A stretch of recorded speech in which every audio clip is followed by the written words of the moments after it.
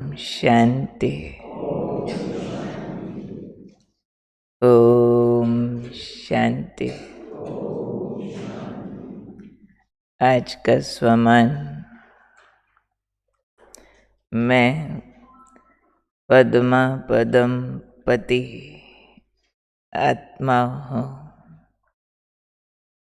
पद्मा पदम पति। अभी बाबा हमें इतना रिच बनाते हैं।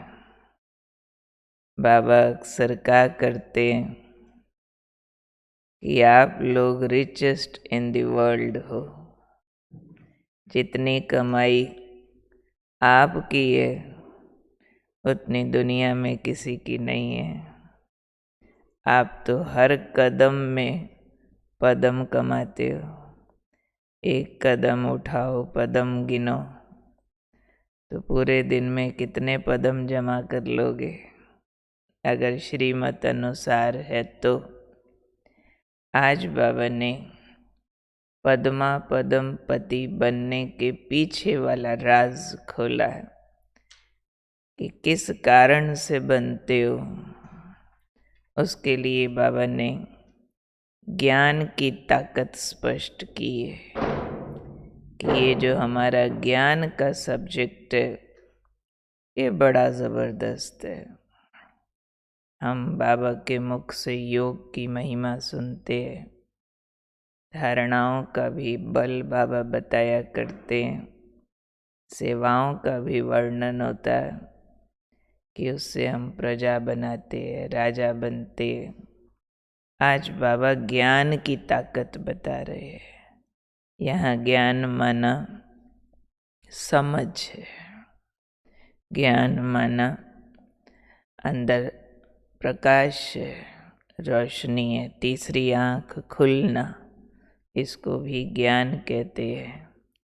और ज्ञान माना निर्णय शक्ति, परख शक्ति, राइट और रॉन्ग का अंतर समझ पाएं और सही और गलत को समय पर अलग कर पाएं। जैसे दादी जान की ज्ञान की पराकाष्ठा। तो आज बाबा ने कहा ये जो आप बच्चों के पास ज्ञान का धन है, ये स्थूल धन सब प्रकार का स्वतः ले आता है। अब समझना, ज्ञान धन माना सिर्फ पॉइंट्स याद करना, दोहराना नहीं, लेकिन ज्ञान की समझ वाला पूरा जीवन। हर कदम में ज्ञान की विधियाँ, ज्ञान की रीत, ज्ञान की नीति, नियम, मर्यादाएं यूज़ हों। तो बाबा ने बहुत बड़ी बात बोली है आज कि ज्ञान का धन स्थूल धन को भी स्वतः ले आता है। और जहाँ ज्ञान धन है वहाँ प्रकृति स्वतः दासी बन जाती है। जहाँ ज्ञान धन है वहाँ प्रकृति के सब साधन स्वतः प्राप्त हो जाते हैं। इस प्रकार से बाबा ने कहा ये ज्ञान धन सब धनों का राजा है। और जहाँ राजा होता है, सारी प्रजा का समझो, जहाँ राजा है तो सब साधन वहाँ स्वतः प्राप्त होते। सारी जनता अपनी अच्छी से अच्छी वस्तु राजा को भेंट देना चाहेगी। पूरा समझो नया शहर बस रहा हो तो सबसे बढ़िया मकान किसको दिया जाएगा? बिन मांगे राजा को दिया जाएगा। सारी वस्तु जो टॉप क्वालिटी है वो राजा को अर्पित कर दी जाती है। तो बाबा ने कहा ये ज्ञान धन सब धनों का राजा है। इसलिए जहाँ राजा है वहाँ सब साधन स्वतः प्राप्त होते हैं। ये ज्ञान धन पद्मा पदम पति बना देने वाला है।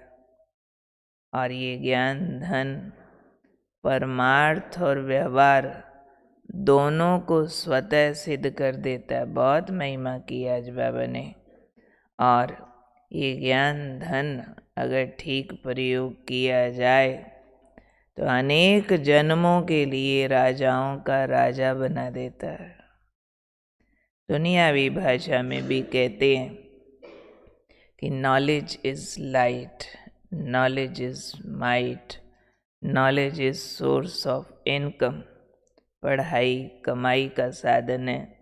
कभी कभी बाबा भी सुनाया करते हैं दुनिया का कोट कि पढ़ेंगे लिखेंगे तो होंगे नवाब, खेलेंगे कूदेंगे तो होंगे खराब।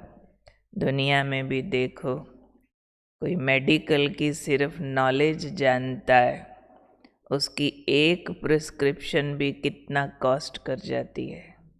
एक वकील वकालत का ज्ञान जानता है, कानून जानता है, तो एक केस में कितना कमा लेता है।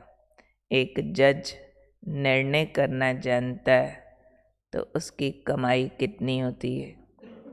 एक प्राइम मिनिस्टर, एक प्रेसिडेंट होती तो नॉलेज है, तो उनका एक सिग्नेचर भी क्या मायने रखता है।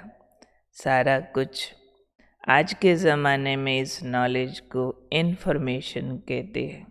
तो इन्फॉर्मेशन टेक्नोलॉजी हो गई है, जो जितना ज़्यादा इन्फॉर्म्ड है, अवेयर है, उतना ज़्यादा पावरफुल है, उतना ज़्यादा कमाता है, उतना उसका नाम होता है।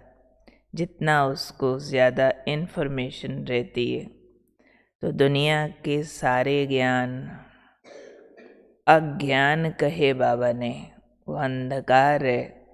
कितना भी वर्चस्व हो, बड़ा पढ़ा लिखा विद्यापति, मेडिकल जानता हो, विज्ञान जानता हो, पॉलिटिक्स जानता हो, अर्थशास्त्र जानता हो, सब कुछ जानता हो, लेकिन मैं आत्मा परमात्मा की संतान ये न जानता हो तो सुख शांति कभी मिल नहीं सकती।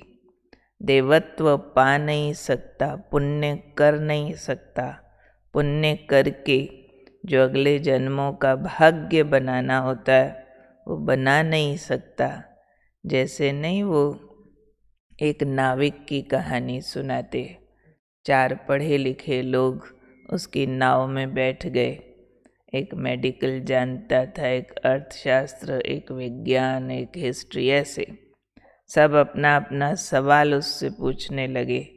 तुम विज्ञान जानते हो? नहीं, तुमने तो अपनी आधी ज़िंदगी खराब कर दी।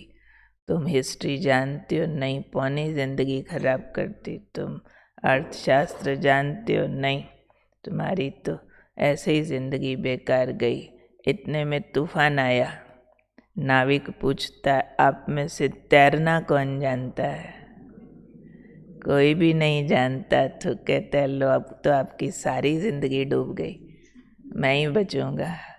तो सारे डूब गए, वो जो नाव चलाने वाला था वही तैर के बचा। तो ये ज्ञान हमें तैरना सिखाता है, इस पार से उस पार ले जाना सिखाता है, राइट अंडरस्टैंडिंग डेवलप करता है। ये परम सत्य ज्ञान है। इस ज्ञान की कोई टक्कर पूरी दुनिया में कहीं पर भी नहीं है। इसलिए बाबा बहुत बार मुरलियों में कहते हैं कि ज्ञान से वेल्थ मिलती है, योग से हेल्थ मिलती है। ज्ञान हमारी बुद्धि के दरवाजे खोलता है, और जैसे ही हमारी बुद्धि में स्पष्टता आती है, ठीक सत्यता, ठीक फार्मूला समझ आ जाते हैं, इस कर्म का ये फल होता है, ऐसा करने से वैसा होता है। सत्य पर चलोगे तो विरोध होगा, परंतु सहन कर लोगे तो शहंशाह बन जाओगे। जो फार्मूलाज बाबा ने हमें दिए हुए हैं, जैसे ही उसको अप्लाई करने लगते हैं तो हमारे पिछले सब जन्मों के पाप नाश होते हैं। आज जो बाबा ने महावाक्य प्रयोग किया, इससे व्यवहार और परमार्थ दोनों सिद्ध होते हैं। व्यवहार माना मेरे भले के लिए कर्म, जिससे मेरी उन्नति हो। परमार्थ जिससे दूसरे का भला हो। तो हमारा ये ज्ञान दोनों तरफ तीर लगाता है, दोनों तरफ प्रभाव डालता है, स्वार्थ में भी परमार्थ में भी, स्वउन्नति में भी और विश्व की सेवा में भी, दोनों तरफ। ये ज्ञान की समझ जहाँ जहाँ कम होती है वहाँ विकर्म होते हैं, वहाँ उलझते हैं, वहाँ समस्या स्वरूप बनते हैं। जहाँ ज्ञान की समझ ठीक होती है वहाँ समाधान स्वरूप होते हैं, वहाँ गलतियाँ नहीं करते, वहाँ झूठ को सच में बदल सकते हैं, वहाँ क्रोध को शांति में बदल सकते हैं, वहाँ निंदा को महिमा में बदल सकते हैं, वहाँ पाप को पुण्य में बदल सकते हैं। क्यों? तरीका आता है, विधि आती है। एक जगह बता रहे थे कि एक अलमारी का लॉक नहीं खुल रहा था, बहुत महत्वपूर्ण पेपर थे उसके अंदर। बहुतों ने जोर लगाया लगाया लगाया लगाया लगाया, नहीं खुला। आखिर एक जो गली में होता ना ताले लगाने वाला, वो आया और उसने ज़रा किया, खुल गया। उसको पैसा देने लगे तो कहता है 5,000 रुपया लूँगा। क्यों भाई, इतना कौन सा बड़ा काम किया तुमने, 5,000 लूँगा? कहते जो कोई न कर सका, जो कोई नहीं जानता था कि ये नुक्स कहाँ है, तो मैं सिर्फ वो जो बैरियर फाइंड करना, जो गलती सर्च करना, मैं उसका मास्टर हूँ, उसका पैसा लूँगा। और ये नॉलेज किसी के पास नहीं है। तो ये जो नुक्ते होते हैं कि नुक्स कहाँ है वहीं ठीक करो, वहीं प्रॉब्लम पर पिन पॉइंट हिट करो, तो वहाँ से रिज़ल्ट निकल आता है। आप 20 जगह खुदाई करते रहो जहाँ पानी है ही नहीं, एक नॉलेज वाला आ जाए कि यहाँ वहाँ नहीं, यहाँ पानी होता है, तो टू द पॉइंट मेहनत करेंगे तो जल्दी रिज़ल्ट आ जाता है। तो नॉलेज माना एक्यूरेसी, नॉलेज माना टू द पॉइंट, नॉलेज माना ठीक पकड़, जहाँ हम वेस्ट नहीं करते, जहाँ हम बात को ठीक समझ करके ठीक कर्म करते। तो बाबा ने हमारी आँखें खोली हैं। तो बिन ज्ञान जैसे हम अंधे थे। एक अंधा किसी कमरे में घूम रहा हो, काम कर रहा हो, तो कैसे करेगा? एक आँख आ जाए तो कैसे करेगा? तो ज्ञान रोशनी है। तो ज्ञान ने हमें अंदर से प्रकाश दिया है। वो प्रकाश हमें गिरावट से बचा रहा है, जो गिरते आए हम इतने जन्मों, अब हमें चढ़ना सिखा रहा है। जिसको बाबा ने कहा ये ज्ञान धन अनेक जन्मों के लिए राजाओं का राजा बनाने वाला है, परंतु ज्ञान केवल दिमाग तक न हो, जानने तक न हो, केवल मानने तक न हो, लेकिन बनना। जो ज्ञान कहता है उसका स्वरूप बन जाए। जैसे दादी जानकी कैसे बनी? कोई दुनियावी विद्या तो नहीं पढ़ी थी, लेकिन परम सत्य ज्ञान इतना बढ़ गई कि संसार की हर बात का उत्तर दादी के पास था। जो खुद कभी स्कूल नहीं गई, बड़े बड़े पढ़े लिखे लोग उन पर एक्सपेरिमेंट करते रहे मशीनों से। जो खुद कब स्कूल की पढ़ाई न पढ़ी हो, बड़े बड़े पढ़े लिखे इंटेलिजेंट लोगों के प्रश्नों के उत्तर देती रही और लोग चुप होते रहे उनके आगे। मम्मा, ज्ञान की देवी सरस्वती कौन सी विद्या पढ़ी थी? क्या अंग्रेजी आती थी? क्या संसार की सब भाषाएं उनको आती थी? या सब प्रकार के सब्जेक्ट उनको आते थे? वो तो 10 क्लास पढ़ी थी दुनिया वाली। लेकिन विकारों को कैसे मारा जाता है, देह को कैसे भूला जाता है, देहधारियों को कैसे भूला जाता है, एक निराकार की रियलिटी क्या है उसको समझकर उससे सारे रिश्ते कैसे जोड़े जाते हैं, इस सब्जेक्ट की मास्टर थी मम्मा। तो विद्या की देवी सरस्वती, किसी सब्जेक्ट का स्कूल हो, किसी सब्जेक्ट का कॉलेज हो, सब जगह उसकी पूजा होती है। तो ये विद्या है जो भगवान ने हम सबको दी है। तो हम शिव बाबा के बच्चे तो है ही है, लेकिन भाग्य विधाता ब्रह्मा ज्ञान के आधार पर भाग्य बनाता है। उसके बच्चे ब्रह्मा कुमार कुमारियां भी हैं, और विद्या की देवी माँ सरस्वती के पुत्र और पुत्रियां भी हैं।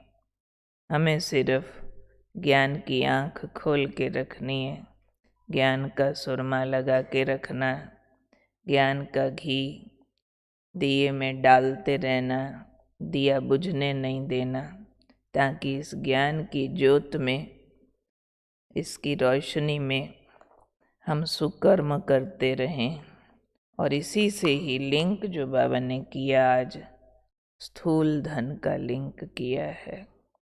स्थूल धन भी जो जितना समझदार होता है, चाहे बिजनेस में चाहे जॉब में, वो ज़्यादा कमा भी पाता है और ठीक से खर्च करता है, वेस्ट नहीं करता, जमा करना और बढ़ाना जानता है। वहाँ भी नॉलेज काम करती है।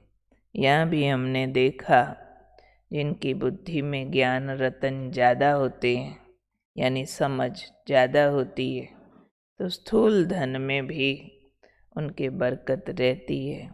उनको ठीक कमाना भी आता है, सफल करना भी आता है, संबंधों में निभाना भी आता है कि श्रीमत अनुकूल कहीं विकारी संबंधों में भी ना लगे और रिश्ते टूटे भी नहीं।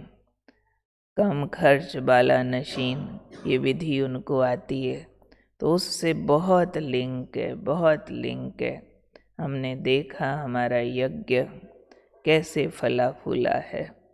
हमने वो ज़माना भी देखा जब मधुबन जाओ तो गिने चुने बर्तन होते थे, फर्नीचर नाम मात्र को होता था, जमीन पर सोते थे, थोड़ी बहुत खटिया होती थी, तब भी हम रिच फील करते थे। लेकिन जैसे जैसे ज्ञानमय बुद्धि से चलते रहे तो साधनों की भरमार स्वतः ही परछाई की तरह पीछे आती है।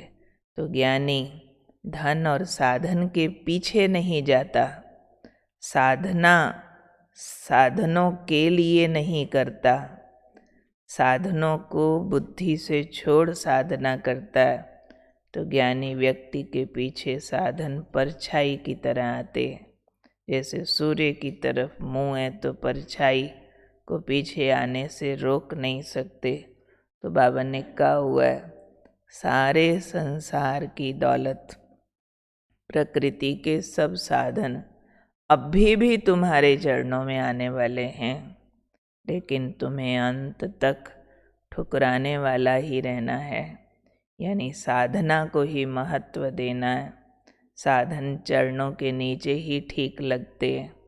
जैसे विष्णु का दिखाते हैं लक्ष्मी चरणों में ही है, तो वो कोई लक्ष्मी महारानी लक्ष्मी नहीं दिखाई है, लेकिन प्रकृति के साधन उनको चरणों तक ही रखना होता है, अपने सिर पर सवार नहीं होने देना होता। ये ज्ञान की समझ हमें बताती है।